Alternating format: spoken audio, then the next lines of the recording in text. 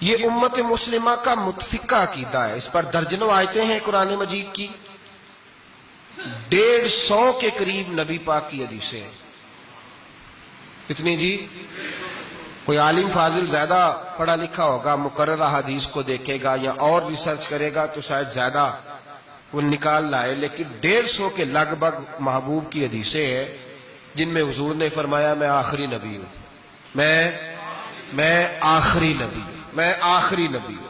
150 کے قریب جگہ حضور نے فرمایا اللہ نے میرا نور نبوت پہلے سب سے پیدا فرمایا ہے، پر میں آخری رسول بن کے آیا ہوں، میں آخری نبی ہوں۔ میرے نبی پاک علیہ السلام نے فرمایا، جس طرح کو یہ بخاری مسلم کے لفظ ہیں، فرمایا کوئی آدمی مکان بناتا ہے بڑا پیارا، بڑا حسین، بڑا خوبصورت، ہر قسم کے نقش و نگار کرتا ہے، پر ایک اینٹ کی جگہ خالی چھوڑ دیتا ہے، ایک اینٹ کی جگہ۔ اب جو آدمی بھی آتا نا، گھومتا دیکھتا مکان، اسے بڑا اچھا لگتا اس کا مکان، پر وہ دیکھتا کہ یار یہ ایک اینٹ کی جگہ خالی ہے، اگر کبھی یہ بھی مکمل ہو جائے تو مکان، بات کی سمجھ آ رہی ہے؟ یہ خود حضور نے مثال دی۔ میرے حبیب پاک علیہ السلام فرماتے ہیں اللہ تبارک و تعالی نے جب نبوت کی حسین عمارت کو بنایا تو سارے نبی آ گئے، پر ایک اینٹ کی جگہ خالی تھی، فرمایا میں آیا ہوں تو دیوار مکمل ہو گئی، اب کسی اور کی گنجائش ضرورت ہی نہیں، مکمل اکمل کامل دین نبی پاک کا۔ یا رسول اللہ آپ کس کس کے رسول بن کے آئے؟ فرمایا یا ایھا الناس انی رسول اللہ الیکم جمیعا، اے تمام انسانوں میں تم سب کی طرف اللہ کا رسول بن کے آیا۔ قرآن مجید نے کہا میرے نبی پاک صلی اللہ علیہ وسلم صرف انسانوں کے رسول نہیں، وما ارسلناک الا رحمتا للعالمین، جس کو اللہ نے بنایا ہے ان سب کے حضور رسول بن کے آئے، سب کے لیے رحمت بن کے آئے۔ دائرہ کار ہی بڑا وسیع ہے، تو اب کسی اور کی گنجائش ہے؟ ہاں کچھ لوگوں کو بیماری لگتی ہے، پاگل ہو جاتے ہیں، پاگل ہو جاتے ہیں۔ دعویٰ کرنا ہمارے زمانے میں ویسے ہی آسان ہے، اور پاکستان ہندوستان ویسے جمہوری ملک ہیں۔ نبی پاک صلی اللہ علیہ وسلم نے فرمایا تھا کہ میری امت میں 30 کے قریب ایسے دجال جھوٹے ہوں گے، 30 جو دعویٰ کریں گے کہ ہم اللہ کے رسول ہیں، 30۔ لیکن فرمایا میں آخری نبی ہوں، میرے بعد کوئی نبی آ سکتا، انا خاتم النبیین لا نبی بعدی، میں آخری نبی ہوں، میرے بعد کوئی نبی آ سکتا۔ 30 کے قریب خود نبی پاک علیہ السلام کے زمانے میں 2 بندوں نے دعویٰ کر دیا تھا ہم نبی ہیں، بہت سارے لوگوں نے دعویٰ کیا، اور 1 2 4 نہیں، ابھی چند مہینے پہلے ایک بندے کو پھر دورہ پڑا تھا، بعد میں اس کا معلومات کی تو پتہ چلا نفسیاتی مریض ہے بیچارہ، وہ بھی کہتا تھا میرے پاس وحی آتی ہے۔ بہت سارے لوگوں نے، لیکن ایک بندے نے ذرا منظم ہو کے دعویٰ کیا، اور خود چونکہ وہ انگریز کا وفادار تھا، تابع دار تھا، وہ کہتا تھا میرے آنے کے 2 مقصد ہیں، معاذ اللہ اپنے آپ کو نبی کہتا تھا، 2 مقصد ہیں۔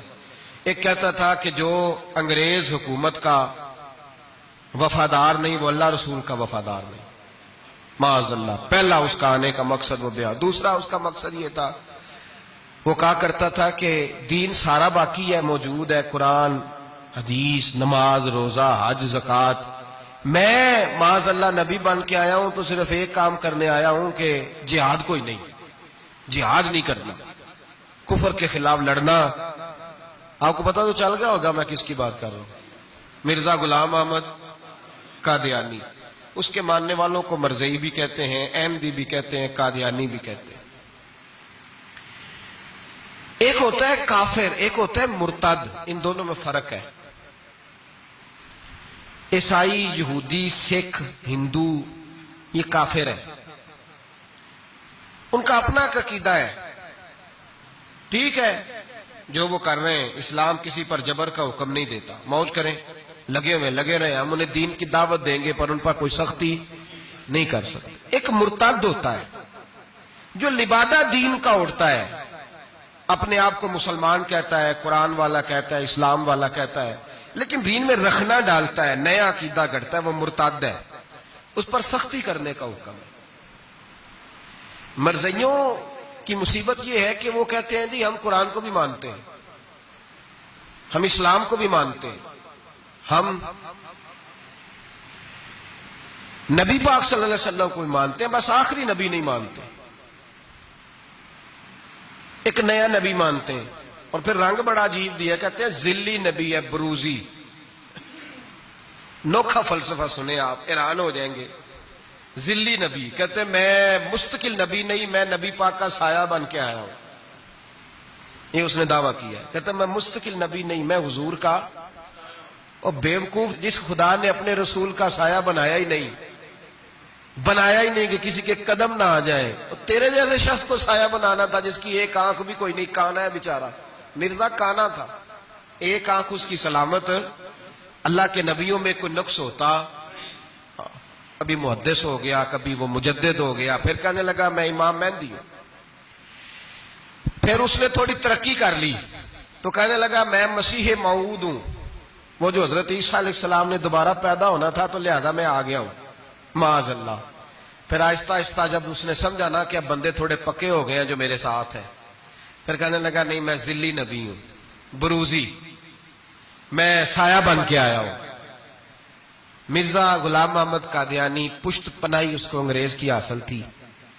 کسی شخص کی جب حکومتیں سپورٹ کرتی ہیں پر اس کا آگے بڑھنا بڑا آسان ہو جاتا ہے، اس کی انگریز نے مکمل پشت پناہی کی اور ایک جمعیت تیار کر لی۔ پھر جب لوگ اکٹھے ہو گئے اور اس نے دعویٰ کر دیا کہ میں نبی ہوں، علماء نے اس کو کئی دفعہ بلایا، حضرت پیر میر علی شاہ صاحب رحمت اللہ علیہ، پیر صاحب نے فرمایا کسی میدان میں سامنا تو کر، گفتگو تو کر، پر وہ سامنے آنے کو تیار۔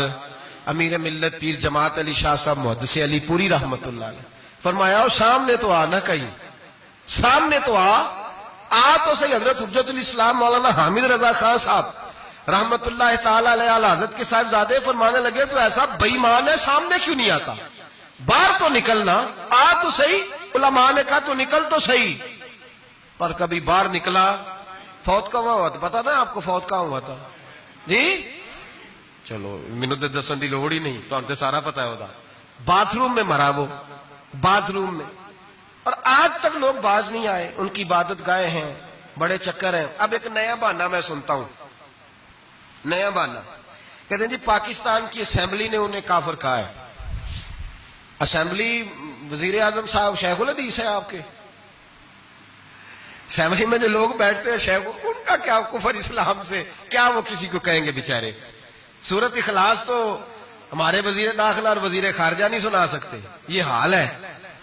بہت بڑے بڑے بیرسٹر کہلانے والوں کو سورت اخلاص نہیں آتی، انہوں نے کسی کو کافر مسلمان کیا کہنا ہے؟